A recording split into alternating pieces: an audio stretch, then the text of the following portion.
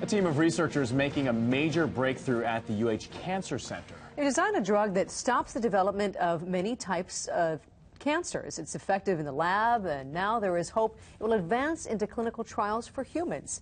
KITV4's Paul Drews has more on this new anti-cancer drug. This ended up being the best drug. It started with a computer program that modeled how different compounds would interact with a protein, which is normally found in cells, that causes cancer when those proteins go haywire and start joining together. It is the haywire, dysregulated functional form of the protein that causes cancer.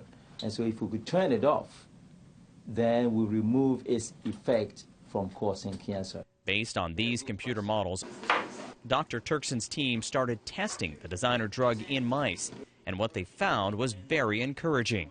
The drug stopped the proteins from binding together, which in turn shrank the tumors. But what the drug did not do was just as important. It's not affecting the overall well-being of the mice. However, it's inhibiting the growth of the human tumors in mice.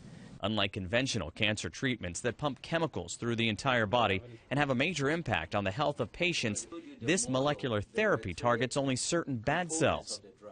Molecular targeted therapy will focus on specific biological molecules relevant to cancer, leave the normal cells out. The drug, which has shown promise here in the lab, also has another important characteristic. It's just as effective taken orally as it is injected. One of the best things you could imagine about oral medication is that the patient doesn't need to be in a hospital setting. That would not only lower costs, but also be easier on patients to take.